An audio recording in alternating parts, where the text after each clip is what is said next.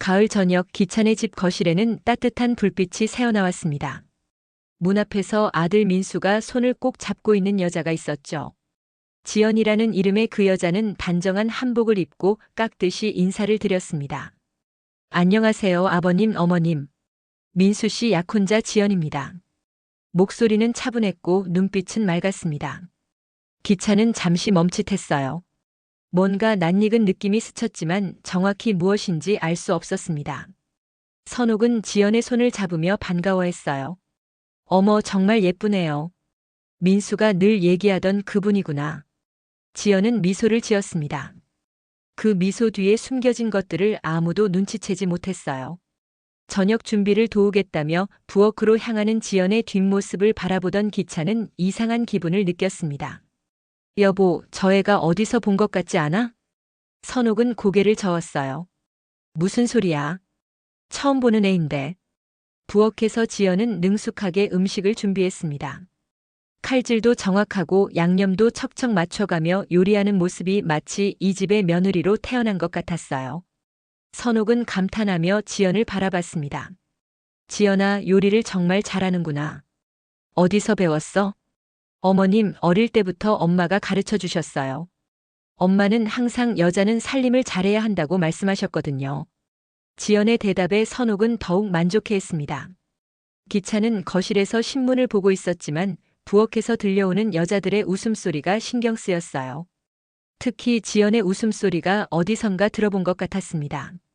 저녁 식사 시간, 지연은 완벽했습니다. 반찬을 정성스럽게 차려내고 어른들께 정중하게 인사를 드리며 집안 이야기도 자연스럽게 맞춰갔어요. 민수는 자랑스러운 듯 지연을 바라봤습니다. 지연이는 요리도 잘하고 성격도 차분해요. 정말 좋은 사람이에요. 민수 씨가 너무 과찬하세요. 지연은 수줍게 웃으며 대답했습니다. 그런데 그 순간 기찬과 눈이 마주쳤어요. 지연의 눈빛에는 단순한 예의나 호감이 아닌 다른 무언가가 있었습니다. 깊고 복잡한 감정이 스쳐 지나갔죠. 아버님, 괜찮으시죠? 지연의 목소리에 기찬은 정신을 차렸습니다. 아, 네. 괜찮습니다. 식사가 끝난 후 지연은 설거지를 자청했습니다. 선옥이 도우겠다고 했지만 지연은 정중히 거절했어요.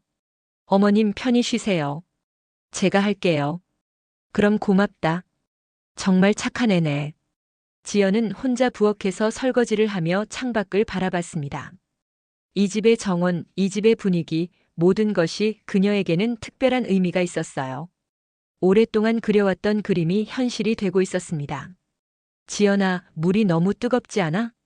민수가 다가와 걱정스럽게 물었습니다. 지연은 고개를 저었어요. 괜찮아요. 저는 뜨거운 물에 익숙해요. 그래도 조심해. 손이 상하면 어떡해. 민수의 따뜻한 말에 지연은 잠시 마음이 흔들렸습니다. 민수에 대한 감정은 진짜였거든요. 하지만 이내 마음을 다잡았어요. 밤이 깊어갔어요. 지연은 민수가 준비해준 방에서 혼자 있었습니다. 불을 끄고 침대에 누우며 가방에서 낡은 흑백 사진 한 장을 꺼냈어요. 사진 속에는 젊은 시절의 기찬과 한 여자가 함께 웃고 있었습니다. 지연은 그 사진을 오래 바라보았습니다. 사진 속 여자는 자신의 엄마였어요. 행복해 보이는 두 사람의 모습이 지연에게는 너무나 아팠습니다. 저 행복이 얼마나 짧았는지 알고 있었거든요.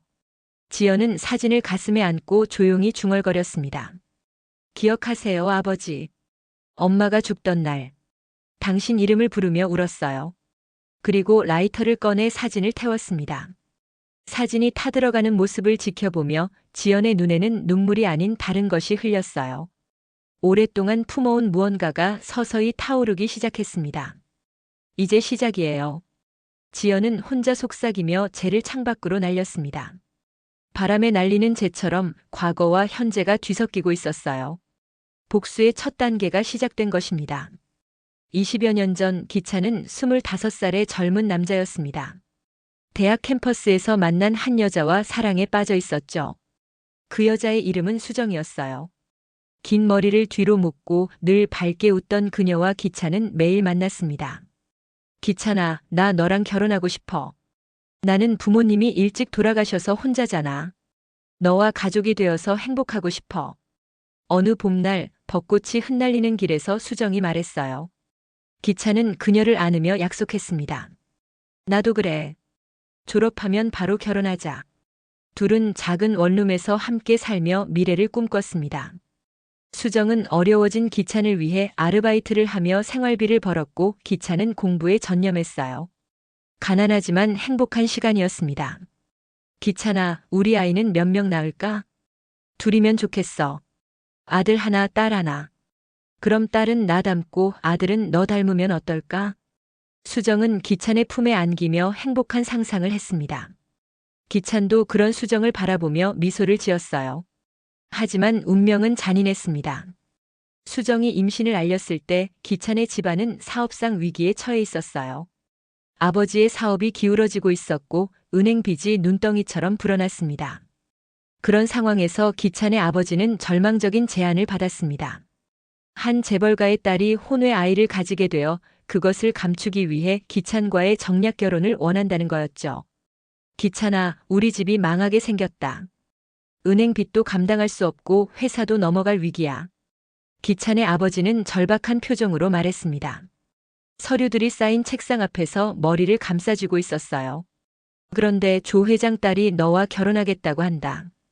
그쪽에서 모든 빚을 정리해주고 사업도 다시 일으켜 세워준다고 했어. 내가 감정에 휩쓸려서 가문을 망칠 수는 없다. 그 여자와는 정리해라. 기찬은 충격을 받았습니다. 사랑하는 여자가 임신한 상황에서 다른 여자와 결혼하라는 것이었거든요. 아버지, 그런 말씀 마세요. 수정이가 임신했어요. 그래서 더 안 된다. 그 아이까지 책임질 여유가 우리에게 있어? 현실을 봐라, 기찬아. 기찬은 며칠 동안 고민했습니다. 사랑과 현실, 개인의 행복과 가족의 생존 사이에서 흔들렸어요. 수정은 기찬의 고민을 눈치채고 있었습니다. 기찬아, 무슨 일 있어? 요즘 표정이 안 좋아. 아니야, 별일 없어. 기찬은 거짓말을 했습니다. 수정에게 진실을 말할 용기가 없었거든요. 결국 기찬은 비겁한 선택을 했습니다. 어느 날 저녁 수정을 만나 차갑게 말했죠. 미안해. 우리 헤어지자. 나는 다른 사람과 결혼해야 해. 수정은 처음에는 농담인 줄 알았습니다. 무슨 소리야? 갑자기 왜 이래? 진심이야. 우리는 여기까지야. 수정은 울었습니다. 기찬아, 우리 아이는 어떻게 해? 나 혼자 어떻게 키워? 그건 내 선택이야. 기찬은 그렇게 말하고 돌아섰습니다. 뒤에서 들리는 수정의 울음소리를 외면하며 걸어갔어요. 발걸음이 무거웠지만 돌아보지 않았습니다. 수정은 혼자 아이를 낳았습니다. 작은 원룸에서 청소 일을 하며 지연을 키웠어요. 하루 종일 일하고 밤늦게 집에 와서 아이를 돌보는 일이 반복됐습니다. 엄마, 아빠는 언제 와요? 어린 지연이 물을 때마다 수정은 가슴이 아팠습니다. 아빠는 멀리 가셨어. 엄마랑 지연이만 있으면 돼. 지연이가 11살이 되던 해 수정은 병에 걸렸습니다. 과로와 스트레스, 영양실조로 몸이 망가진 거였죠. 병원에서 받은 진단은 충격적이었습니다. 환자분, 상태가 많이 안 좋으세요. 입원 치료가 필요합니다. 수정은 지연을 바라보며 눈물을 흘렸습니다. 아직 어린 딸을 두고 먼저 갈 수는 없었어요. 병원에서 수정은 같은 병실을 쓰는 환자의 딸 하늘이와 가까워졌습니다. 7살 된 하늘이는 엄마를 간병하며 어른스럽게 행동했어요. 지연이는 하늘이에게 언니처럼 다정하게 대해주었습니다. 지연 언니, 우리 엄마도 나을 거죠? 하늘이의 순진한 질문에 지연은 대답하지 못했어요. 자신의 엄마조차 언제 떠날지 모르는 상황이었거든요. 수정은 점점 약해져 갔어요. 병실에서 지연이의 손을 잡고 마지막 말을 전했습니다. 지연아, 엄마가 아빠 얘기 안 했지만 아빠는 나쁜 사람이 아니야. 그냥 상황이 그랬던 거야. 지연이는 울면서 물었어요. 엄마, 아빠가 누구야? 왜 우리를 버렸어? 수정은 기찬의 이름을 말하려다가 멈췄습니다. 딸이 복수의 길을 걷게 하고 싶지 않았거든요. 복수는 하지 말아줘. 넌 착한 아이니까. 미움보다는 사랑으로 살아가렴. 수정은 그렇게 말하며 눈을 감았습니다. 지연이는 엄마의 손을 붙잡고 서럽게 울었어요. 하늘이는 뒤에서 그 모든 광경을 지켜보고 있었습니다. 언니가 얼마나 아파하는지, 얼마나 절망적인지 어린 마음에도 느낄 수 있었죠. 장례식 후 지연은 혼자가 되었습니다. 친척들은 아무도 그녀를 거둬주지 않았어요. 고아원으로 가게 된 지연은 그곳에서 자신의 정체성을 찾기 시작했습니다. 몇 년 후 지연은 우연히 기찬의 이름을 알게 되었습니다. 엄마의 일기장에서 발견한 이름이었어요. 조사해보니 기찬은 재벌가와 결혼해서 성공한 사업가가 되어 있었습니다. 엄마 미안해요.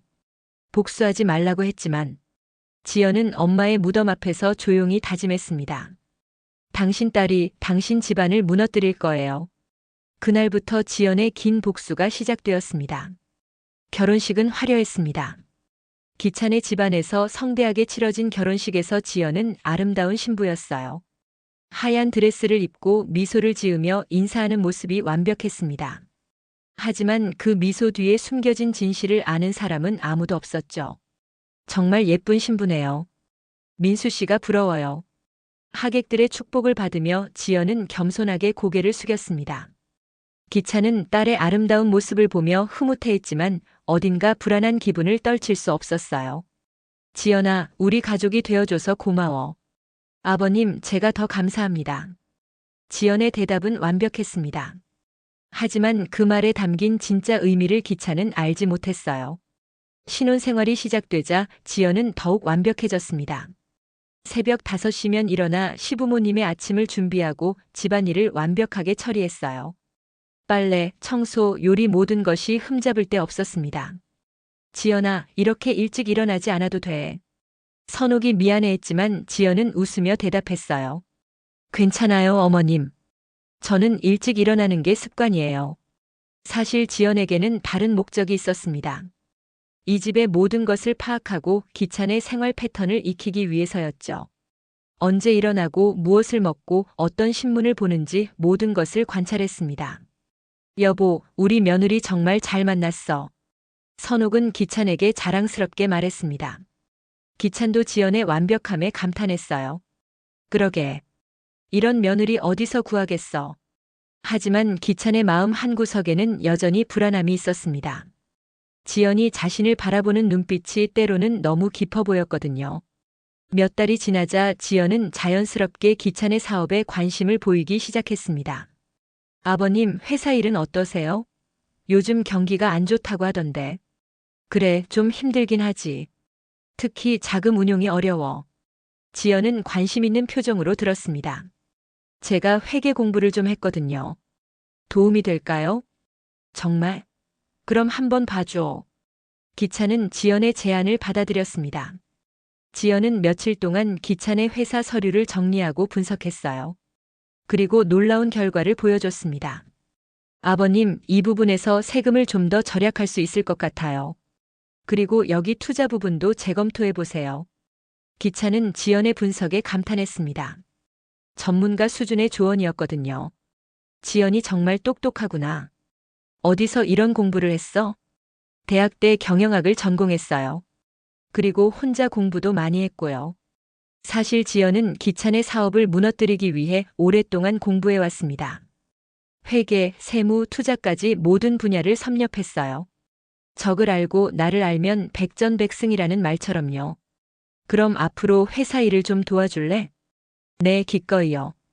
지연은 기찬의 회사에 관여하기 시작했습니다. 처음에는 단순한 서류 정리부터 시작했지만 점점 중요한 업무를 맡게 되었어요. 기찬은 지연을 신뢰했습니다. 우리 며느리가 정말 능력 있어. 회사 매출이 늘었어. 선옥은 처음에는 좋아했지만 점점 이상한 기분이 들었어요. 지연이 너무 완벽한 게 오히려 부담스러웠거든요. 여보, 지연이가 좀 이상하지 않아? 뭐가 이상해? 착하고 능력도 있고. 그게 문제야. 너무 완벽해서 진짜 같지 않아. 선옥의 직감은 정확했습니다. 지연은 연기를 하고 있었거든요. 완벽한 며느리 역할을 통해 이 집안의 신뢰를 얻고 기찬의 약점을 찾는 것이 목표였습니다. 어느 날 밤 지연은 기찬의 서재에서 중요한 서류를 발견했습니다. 기찬의 사업 파트너들과의 계약서, 은행 대출 관련 서류들이었어요. 이 서류들을 통해 기찬의 사업 구조를 완전히 파악할 수 있었습니다. 이제 준비가 거의 끝나가네. 지연은 혼자 중얼거리며 서류를 복사했습니다. 그리고 원래 자리에 다시 놓았어요. 며칠 후 지연은 기찬과 단둘이 저녁을 먹게 되었습니다. 선옥은 친구들과 모임이 있었고 민수는 출장을 간 상태였어요.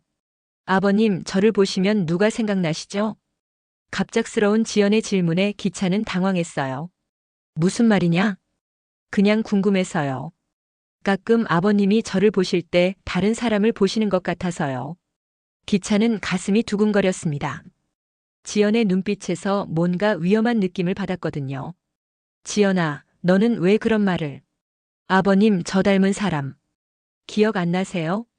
지연의 목소리는 여전히 부드러웠지만 눈빛에는 다른 감정이 담겨 있었어요. 기찬은 뭔가 중요한 걸 놓치고 있는 것 같았습니다. 지연아, 도대체 무슨 뜻이야? 그냥 제가 아버님께 특별한 사람 같아서요. 지연은 의미심장한 미소를 지으며 자리에서 일어났습니다. 기찬은 그 미소가 무서웠어요. 그날 밤 기찬은 잠을 이루지 못했습니다.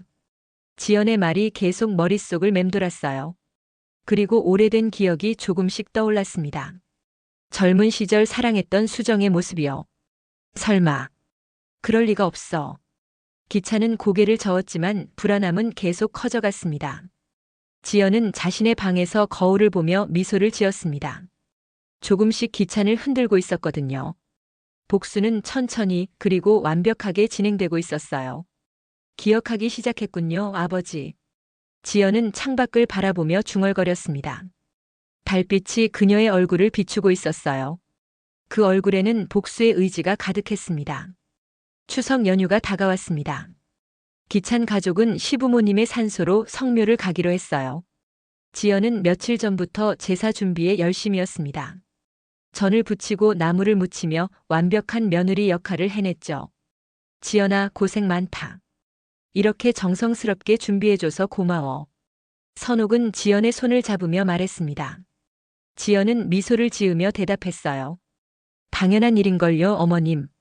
조상님들께 정성을 다해야죠. 사실 지연에게는 이번 성묘가 특별한 의미가 있었습니다. 오랫동안 계획해온 복수의 클라이막스가 될 예정이었거든요. 며칠 전부터 작은 봉지에 하얀 가루를 준비해 두었습니다. 민수야, 차 준비는 다 됐지? 기찬이 아들에게 물었습니다. 민수는 고개를 끄덕였어요. 네, 아버지. 제사 음식도 다 실었고 향도 챙겼어요. 지연이 덕분에 제사 준비가 완벽하네. 정말 고마워. 기찬은 지연을 바라보며 흐뭇해했습니다. 하지만 지연의 표정에서 뭔가 다른 것을 느꼈어요. 평소와 달리 너무 진지해 보였거든요. 지연아, 괜찮아? 얼굴이 좀 안 좋아 보이는데. 아니에요, 아버님. 그냥 제사 준비하느라 좀 피곤할 뿐이에요. 지연은 자연스럽게 대답했지만 속으로는 긴장하고 있었습니다. 오늘이 모든 것이 끝나는 날이었거든요. 성묘 당일 온 가족이 함께 산으로 향했습니다. 기찬은 운전하며 가끔 백미러로 지연을 바라봤어요. 지연은 조용히 창밖을 바라보고 있었지만 그 표정에는 뭔가 결연한 의지가 담겨 있었습니다. 날씨가 참 좋네. 조상님들도 기뻐하실 거야. 선옥이 밝게 말했지만 차 안의 분위기는 왠지 무거웠습니다. 특히 지연의 침묵이 눈에 띄었어요. 여보, 오늘따라 왜 이렇게 조용해? 민수가 지연에게 물었습니다. 지연은 민수의 손을 잡으며 대답했어요. 그냥 조상님들을 뵙게 되어서 마음이 숙연해져서요. 우리 지연이 정말 효심이 깊구나. 기찬은 지연의 대답에 감동했습니다. 하지만 지연의 진짜 마음을 알았다면 그런 말을 하지 못했을 거예요. 산소에 도착하자 모두가 제사 준비에 바빴습니다. 지연은 음식을 정갈하게 차려놓고 향을 피우며 정성스럽게 절을 올렸어요. 기찬은 지연의 모습을 보며 마음이 따뜻해졌습니다. 우리 지연이 정말 효부네. 아버님 과찬이세요.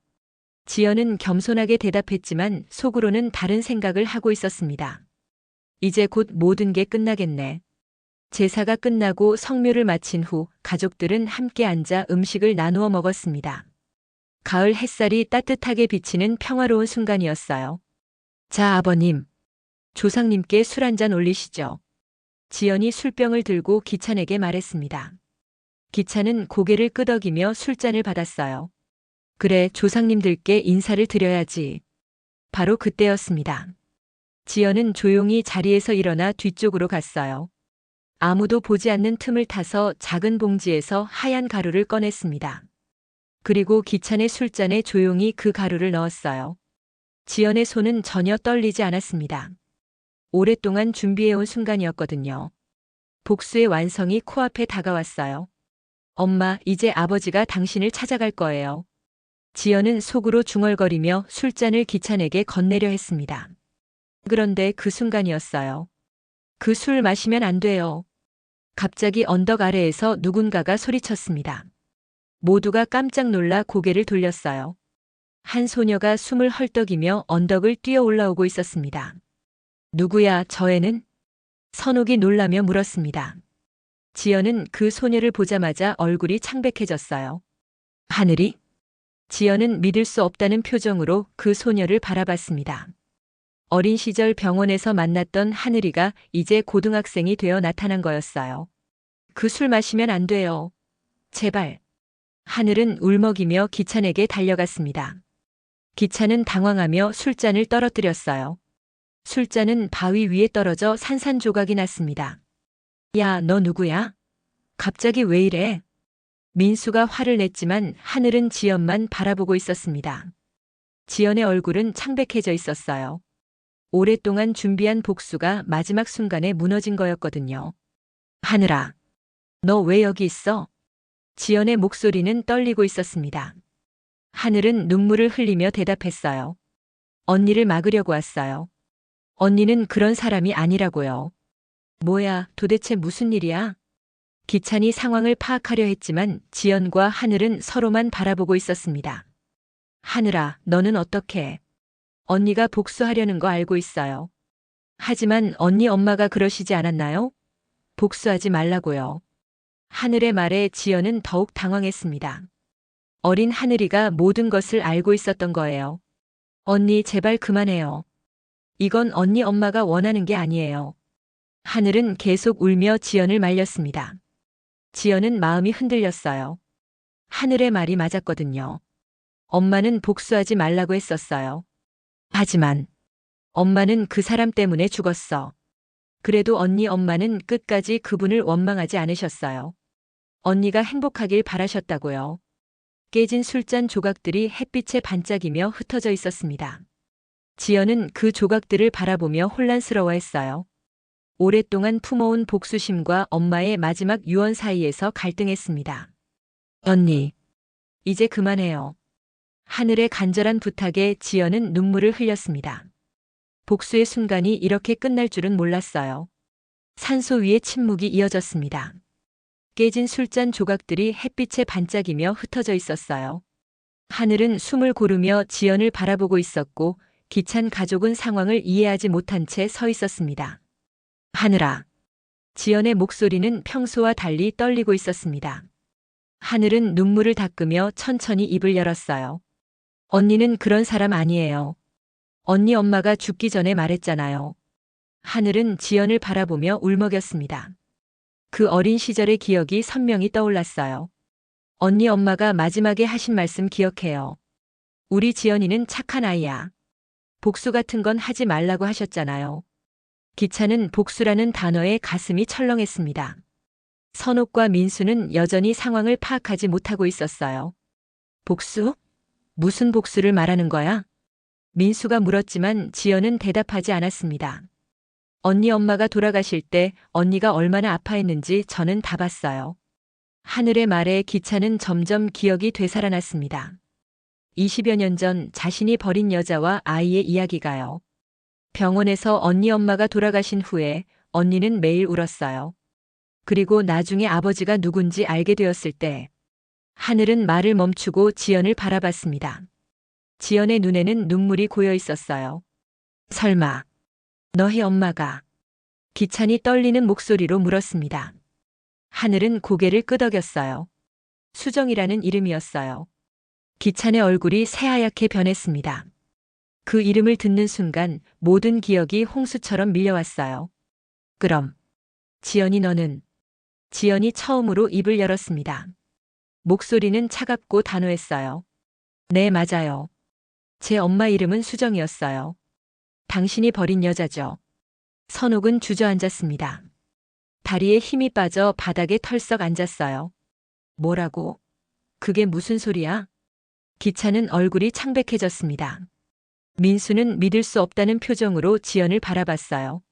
지연아, 설마 그게 진짜야? 그래요. 나 당신 딸이에요. 당신이 버린 여자한테서 태어난 아이. 지연은 더 이상 참을 수 없었습니다. 오랫동안 숨겨왔던 진실이 터져나왔어요. 엄마는 당신 때문에 죽었어요. 혼자 저를 키우느라 몸이 망가져서 죽었다고요. 지연의 목소리는 점점 커졌습니다. 오랫동안 억눌러왔던 분노가 폭발했어요. 매일 청소 일하고 밤늦게까지 일해서 저를 키우려고 했어요. 그런데 몸이 버텨주지 않았어요. 과로와 영양실조로 쓰러져서. 기찬은 무릎을 꿇었습니다. 모든 기억이 되살아났어요. 젊은 시절의 사랑과 배신, 그리고 그 대가로 치른 비극이요. 지연아, 미안하다. 그때 내가 정말 나빴다. 미안하다고 다 되는 줄 알아요? 엄마가 얼마나 힘들어했는지 알아요? 지연은 눈물을 흘리며 소리쳤습니다. 그동안 쌓인 분노와 슬픔이 한꺼번에 쏟아져 나왔어요. 엄마는 죽기 전까지도 당신을 원망하지 않았어요. 오히려 제가 복수하지 말라고 했어요. 그런데 저는, 민수는 충격을 받았습니다. 사랑하는 여자가 복수를 위해 자신에게 접근했다는 사실이 믿어지지 않았어요. 그럼 난 뭐야? 복수의 도구였어? 날 사랑한 건 거짓이었어? 민수의 절규에 지연은 잠시 망설였습니다. 민수에 대한 감정은 진짜였거든요. 처음에는 그럴 생각이었어요. 하지만 민수 씨는 그만해.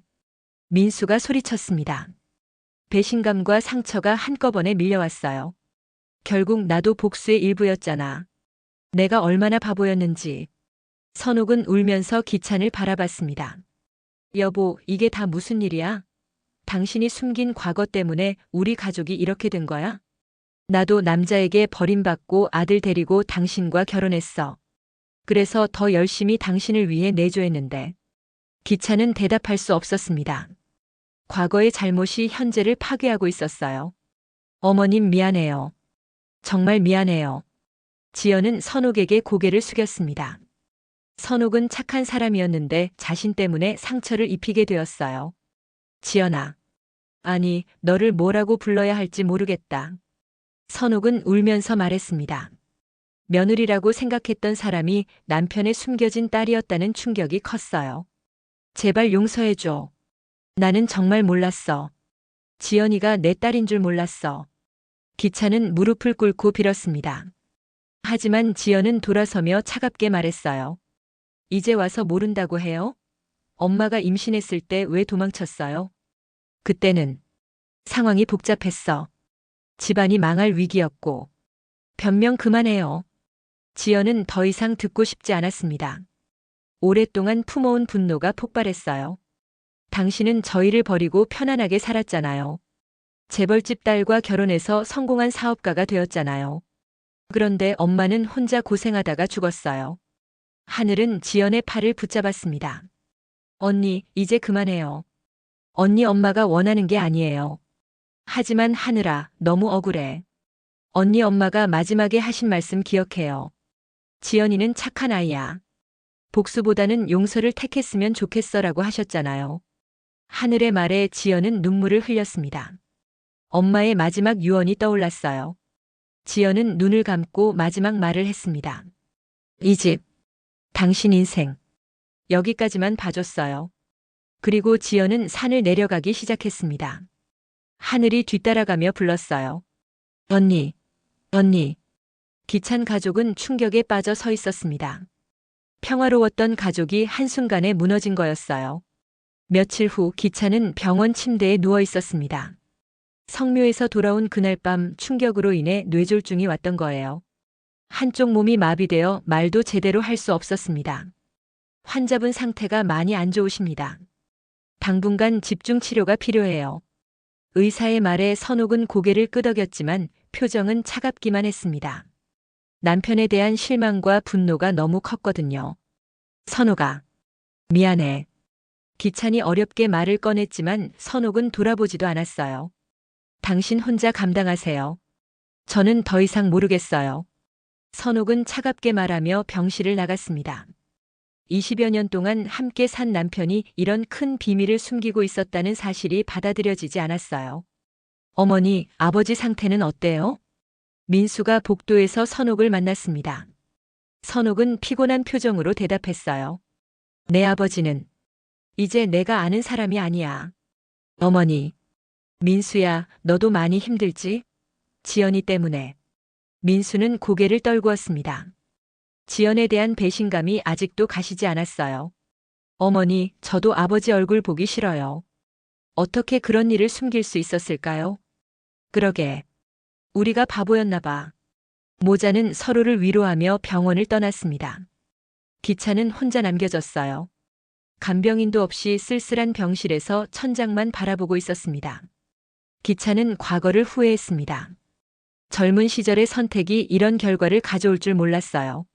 수정을 버린 것, 지연을 모르고 산 것, 모든 것이 자신의 잘못이었습니다. 수정아, 미안해. 정말 미안해. 기차는 혼자 중얼거리며 눈물을 흘렸습니다. 사랑했던 여자의 이름을 부르는 것도 20여 년 만이었어요. 며칠이 지났습니다. 기찬의 상태는 조금 나아졌지만 여전히 혼자였어요. 가족들은 아무도 찾아오지 않았습니다. 오후 늦은 시간 병실 문이 조용히 열렸습니다. 기차는 선옥이나 민수가 온 줄 알고 고개를 돌렸어요. 하지만 들어온 사람은 지연이었습니다. 누구? 기차는 놀란 눈으로 지연을 바라봤습니다. 지연은 예전처럼 단정한 옷을 입고 있었지만 얼굴에는 피로가 역력했어요. 저예요. 지연이. 지연이 처음으로 자신의 이름을 불렀습니다.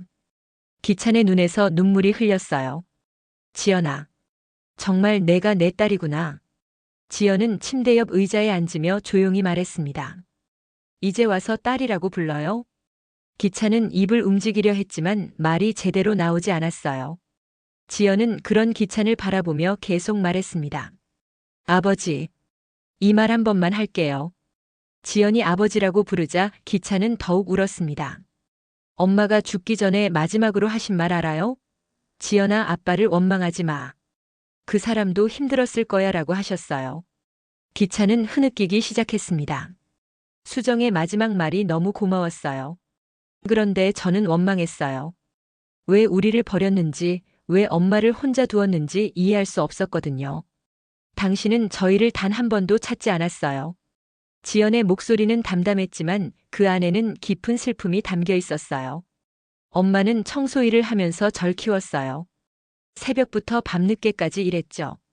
손이 거칠어지고 허리가 아파도 절 위해서 참았어요. 기차는 가슴이 아팠습니다. 수정의 고생이 눈에 선이 보였어요. 그런데 몸이 버텨주지 않았어요. 병원에 입원했을 때도 치료비 걱정만 했어요. 저를 두고 먼저 갈 수 없다고 울었어요. 지연아. 정말 미안해. 기찬이 겨우 말을 꺼냈습니다. 지연은 고개를 저었어요. 미안하다고 다 되는 건 아니에요. 하지만 지연은 잠시 망설였습니다. 그리고 조용히 말했어요. 엄마의 마지막 유언 때문에 왔어요. 복수는 하지 말라고 하셨거든요. 지연아. 아버지라고 불러줘. 한 번만. 기찬의 간절한 부탁에 지연은 잠시 머뭇거렸습니다. 아버지. 하지만 이게 마지막이에요. 지연아, 제발 용서해줘. 아버지가 너무 잘못했어. 용서는 할 수 없어요. 하지만 복수도 하지 않을 거예요. 지연은 가방에서 편지 한 통을 꺼냈습니다. 기찬의 침대 위에 조용히 놓았어요. 이건 민수 씨에게 전해달라고 하려다가 직접 드려요. 제가 할 수 있는 마지막 일이에요. 편지 봉투에는 민수에게라고 적혀 있었습니다. 지연은 일어서며 마지막 말을 했어요. 아버지라고 부르는 건 이번이 마지막이에요. 처음부터 끝까지 제게 아버지는 존재하지 않아요. 지연은 돌아서서 병실 문을 향해 걸어갔습니다. 기찬은 손을 뻗으며 불렀지만 지연은 돌아보지 않았어요. 지연아, 제발, 아버지를 용서해줘. 전, 딸 아닌 걸로 살기로 했어요. 엄마의 딸로만요. 문이 닫히고 기찬은 혼자 남겨졌습니다. 침대 위에 편지를 바라보며 무력하게 흐느꼈어요. 모든 것을 잃은 한 남자의 절망적인 울음소리가 병실에 울려 퍼졌습니다. 간호사가 들어와서 기찬의 상태를 확인했습니다. 환자분 괜찮으세요? 혈압이 많이 올라갔네요. 하지만 기찬은 대답하지 않았어요. 그저 천장을 바라보며 눈물만 흘렸습니다. 수정아, 우리 딸이 이렇게 컸구나. 미안해. 정말 미안해. 기찬의 중얼거림은 아무도 들을 수 없었습니다. 병실은 다시 적막에 쌓였어요. 봄이 왔습니다. 지연은 도시를 떠나 작은 시골 마을에 정착했어요.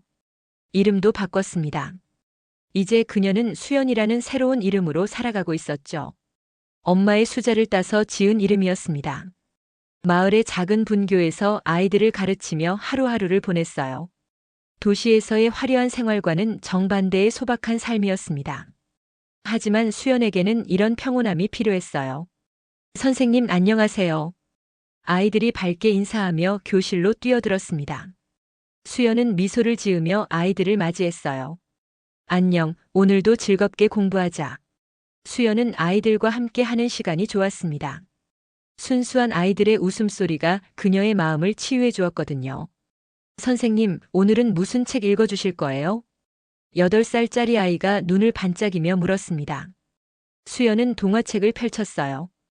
오늘은 용서에 대한 이야기를 읽어줄게. 아이들은 수연의 주위에 둘러앉았습니다.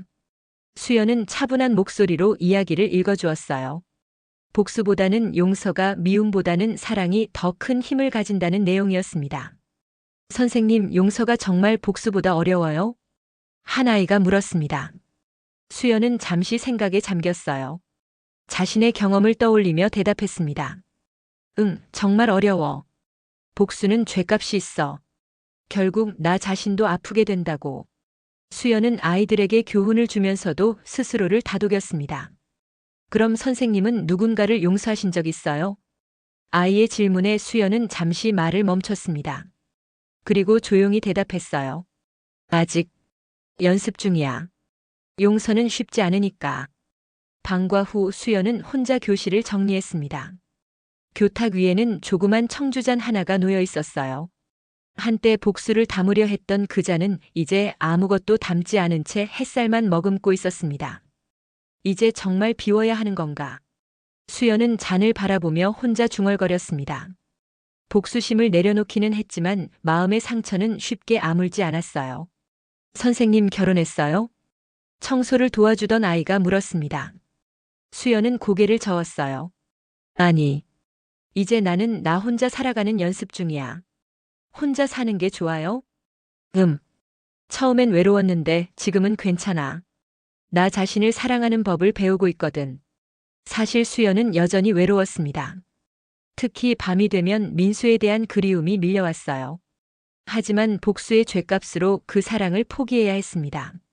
저녁이 되자 수연은 작은 원룸으로 돌아갔습니다. 간단한 저녁을 먹고 엄마 사진 앞에 앉았어요. 사진 속 엄마는 여전히 따뜻하게 웃고 있었습니다. 엄마, 저 이제 좀 괜찮아진 것 같아요. 수연은 엄마 사진에 대고 속삭였습니다. 그리고 서랍에서 민수의 사진이 담긴 편지를 꺼냈어요. 민수에게 보내려다가 보내지 못한 편지였습니다. 편지에는 진심 어린 사과가 담겨 있었습니다. 민수에 대한 사랑이 진짜였다는 고백도 있었어요. 하지만 이제는 모든 것이 늦었다는 체념도 함께 적혀 있었습니다. 민수 씨, 미안해요. 그리고 안녕히. 수연은 혼자 중얼거리며 편지를 서랍 깊숙이 넣었습니다. 민수를 잊고 혼자 살아가기로 결심했어요.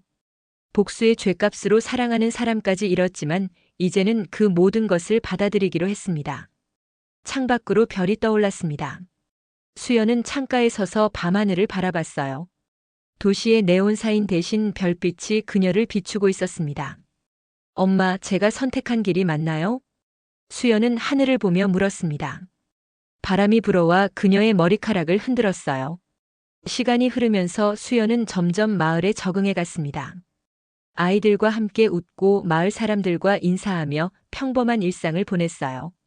수연 선생님 정말 좋은 분이에요. 아이들이 너무 좋아해요. 마을 이장이 수연을 칭찬했습니다. 수연은 겸손하게 고개를 숙였어요. 아이들이 저를 좋아해줘서 감사해요. 하지만 수연의 마음 깊은 곳에는 여전히 아픔이 남아 있었습니다. 밤마다 수연은 일기를 썼습니다. 하루의 일상을 기록하면서 자신의 감정을 정리했어요. 오늘도 아이들과 즐거운 시간을 보냈다. 하지만 여전히 마음 한구석이 아프다. 민수 씨는 지금 어떻게 지내고 있을까? 수연은 펜을 멈추고 창밖을 바라봤습니다. 달이 밝게 떠 있었어요. 이제 정말 새로운 삶을 시작하는 거네. 수연은 혼자 중얼거리며 쓸쓸한 미소를 지었습니다. 복수의 무게를 내려놓았지만 그 대가로 치른 것들이 너무 컸어요. 하지만 이제는 그것마저 받아들이며 살아가기로 했습니다. 교실의 청주잔처럼 수연의 마음도 조금씩 비워지고 있었습니다. 복수심 대신 평온함을, 미움 대신 체념을 담으며 하루하루를 버텨나가고 있었어요. 1년 후 여름 시골 마을에는 매미 소리가 요란했습니다. 수연은 분교에서 아이들과 함께 여름방학을 준비하고 있었어요. 아이들은 방학이 기다려지는 듯 들뜬 표정이었습니다. 선생님, 방학 때도 우리 보러 와요. 한 아이가 수연의 손을 잡으며 말했습니다. 수연은 아이의 머리를 쓰다듬으며 웃었어요. 물론이지. 선생님은 어디 안 가니까. 수연은 이 작은 마을에서 뿌리를 내렸습니다. 복수심을 내려놓고 평범한 일상을 살아가는 것이 생각보다 어려웠지만 아이들과 함께 하는 시간이 그녀를 지탱해 주었어요. 선생님, 이 책 정말 재미있어요. 집에서도 읽을 수 있어요? 아이가 동화책을 들고 물었습니다. 수연은 고개를 끄덕였어요. 그래, 가져가서 읽어봐. 그리고 다음에 느낀 점을 이야기해 줄래? 네. 아이는 기쁘게 책을 안고 갔습니다. 수연은 그런 아이의 모습을 보며 미소를 지었어요. 이런 순간들이 그녀의 상처를 조금씩 아물게 해주었습니다. 오후 수업이 끝나고 수연은 교실을 정리하고 있었습니다. 그때 교실 문이 열리며 누군가가 들어왔어요. 수연은 고개를 돌렸다가 깜짝 놀랐습니다. 하늘아? 하늘이가 서 있었습니다. 이제 고등학교를 졸업한 하늘이는 더 어른스러워져 있었어요. 손에는 작은 상자를 들고 있었습니다. 언니 찾느라 힘들었어요. 하늘은 수연에게 다가오며 미소를 지었습니다. 수연은 반가우면서도 당황스러웠어요. 너 어떻게 여기까지? 그리고 언니가 아니라 수연 선생님이라고 불러줘. 아니에요. 언니는 언니예요. 이름을 바꿔도 제게는 여전히 지연 언니예요. 하늘의 말에 수연은 마음이 따뜻해졌습니다. 그동안 혼자 살아가면서 외로웠는데 어린 시절의 인연이 찾아와 주었어요. 언니가 선생님이 되어서 시골에 있다고 들었어요. 마을 사람들한테 물어왔어요. 너 정말 어떻게 알았어? 언니를 걱정하는 사람이 있거든요. 하늘은 의미심장하게 말했습니다. 수연은 궁금한 표정을 지었어요. 누가? 그건 나중에 말씀드릴게요. 먼저 이거 드리려고 왔어요. 하늘은 상자를 수연에게 건네며 말했습니다. 이거 언니 엄마가 저한테 맡기신 거예요. 사실 잊어버리고 있었는데 집 정리하다가 우연히 발견했어요. 수연은 의아한 표정을 지었습니다. 하늘은 설명을 계속했어요. 언니 엄마가 돌아가시기 전에 저한테 말씀하셨어요. 하늘아, 이 편지를 우리 지연이가 마음이 편안해지면 그때 줘라. 지금은 너무 아파하니까 나중에 주렴하시면서요. 하늘의 말에 수연은 가슴이 뭉클해졌습니다. 엄마가 그런 배려를 해주었다는 사실이 놀라웠어요. 그런데 제가 어려서 그런지 까먹고 있었어요. 미안해요, 언니. 괜찮아. 지금이라도 가져다 줘서 고마워. 수연은 떨리는 손으로 상자를 받았습니다. 상자 안에는 엄마의 낡은 일기장과 편지 한 통이 들어 있었어요. 언니 엄마가 마지막으로 쓰신 편지예요. 수연은 편지를 펼쳤습니다. 엄마의 약한 글씨로 쓰여진 편지였어요. 사랑하는 내 딸 지연아. 엄마가 이 편지를 쓸 때는 아마 너의 마음이 많이 아플 때일 거야. 하지만 기억해줘. 넌 누구의 딸이기 전에 나의 딸이야. 상처를 복수로 갚지 마. 그건 또 다른 고통이야. 엄마는 내가 행복했으면 좋겠어. 미움보다는 사랑으로 살아가렴.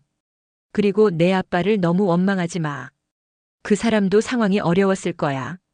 복수는 아무것도 해결해주지 못해. 오히려 너의 마음만 더 아프게 할 뿐이야. 엄마는 너를 믿어. 우리 지연이는 착한 아이니까. 사랑하는 우리 지연아, 행복하게 살아가렴. 편지를 읽으며 수연의 눈에서 눈물이 흘렸습니다. 엄마의 마지막 메시지가 마음 깊숙이 스며들었어요. 언니 엄마는 정말 좋은 분이었어요. 마지막까지 언니 걱정만 하셨어요. 하늘이 수연의 어깨를 토닥였습니다.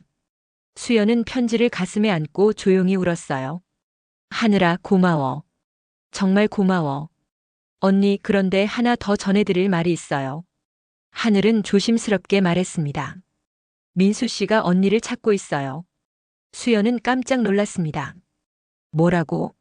민수 씨가 저한테 연락해서 언니 소식을 물어봤어요. 언니가 남긴 편지를 읽고 나서 언니의 진심을 알게 되었다고 하시더라고요. 수연은 마음이 흔들렸습니다. 민수를 잊으려고 노력했는데 그가 자신을 찾고 있다는 사실이 놀라웠어요.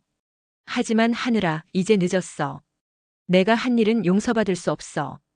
언니, 민수 씨는 언니를 이해하려고 노력하고 있어요. 언니의 아픔을 알게 되었다고 하시더라고요. 하늘은 수연을 설득했습니다. 하지만 수연은 고개를 저었어요. 아니야, 하늘아. 복수는 죗값이 있어. 나는 그 대가를 치러야 해. 언니, 괜찮아. 나는 이제 이 생활에 만족해. 아이들과 함께 하는 시간이 좋거든. 수연은 억지로 미소를 지었습니다. 사실 마음 깊은 곳에서는 민수를 그리워하고 있었지만 그 감정을 인정하고 싶지 않았어요. 저녁이 되자 하늘은 마을을 떠났습니다. 수연은 혼자 교실에 남아 엄마의 편지를 다시 읽었어요. 교탁 위에 청주잔에 햇살이 스며들고 있었습니다. 엄마, 저 정말 이대로 살아가도 될까요? 수연은 엄마의 편지를 보며 물었습니다. 편지에는 행복하게 살라는 엄마의 당부가 적혀 있었어요. 엄마, 이제 나 괜찮아도 돼? 수연은 편지를 가슴에 안은 채 조용히 웃었습니다. 엄마의 사랑이 그녀를 감싸고 있었어요. 창밖으로 바람이 불어왔습니다. 교실 커튼이 잔잔하게 흔들리며 마치 엄마가 대답하는 것 같았어요. 수연은 눈을 감고 그 바람을 느꼈습니다. 엄마, 저는 선택했어요. 복수 대신 용서를, 미움 대신 평온을 택했어요. 수연은 청주잔을 바라봤습니다.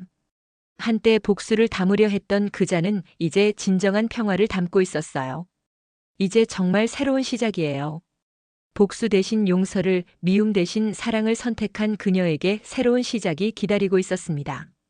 청주잔은 이제 진정한 평화를 담고 있었어요. 잔잔한 바람에 교실 커튼이 흔들리고 있었습니다. 수연은 엄마의 편지를 안고 조용히 미소를 지었어요. 복수는 잔에 담기기 쉽지만 용서는 가슴에서 우러나야 한다는 것을 깨달았습니다. 그녀가 끝내 비운 잔에는 진심이 담겨 있었어요.